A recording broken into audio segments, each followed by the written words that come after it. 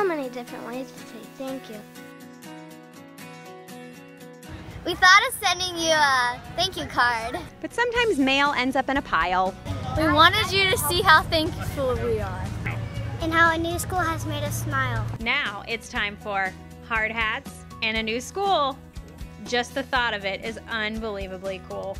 Well, when I came on in July, I knew one of my major charges was to make sure that we could get funding for Johnson Elementary School. We only had $4 million in bonding capacity, and we needed $22 million to actually construct the school. And so we started right away. Was very thankful the board had already started on designs, that the foundation had gotten people together, and so it was in the very first month we started making a plan. And it was through everyone coming together and working very diligently all year that in April we finally got the word, after all of our hard work, that we would have the full funding in order to create a new Johnson Elementary School. Back in August, Senate President Robert Stivers was able to come up and visit Johnson.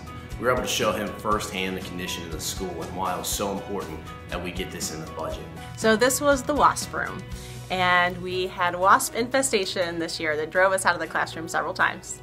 We have had temperatures ranging from 50 to triple digits and very little control with an old boiler system. Oh, just safety alone. I am all about safety and making sure my kids are safe, and navigating 3 buildings has been extremely difficult and tough for us. And this will not only help for our kids that have medical problems, but also help us make sure we're all in one place, in one building at one time.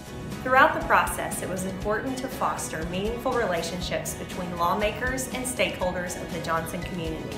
Maintaining an open dialogue ensured that the issue remained a legislative priority. When we hosted the Northern Kentucky Legislative Caucus at Highlands this February, the community came out in force to tell the Johnson story with compelling examples of why we needed a new school. In my 20 years on the board, I've recognized that it's important to have the community involved in all of our schools and our construction projects. I've been involved in every one of them. So for that, we as a board take the foresight to get the schematic plans drawn up, allocate the money so that we can show the community what our vision would be for a Johnson school, and also have a shovel-ready project if the funding becomes available. Keeping the lines of communication open with the Department of Education and also the legislators and their staff was crucial to get the equalization funding extended. Also, determining the amount of bonding available was also necessary for this very crucial project. I saw firsthand the support the school had among the community with my discussions with parents and the entire Johnson community. Right from the beginning, I made sure that there was a line item in the budget for the Johnson School construction project, and I made sure that line item continued from the beginning of the process until the end.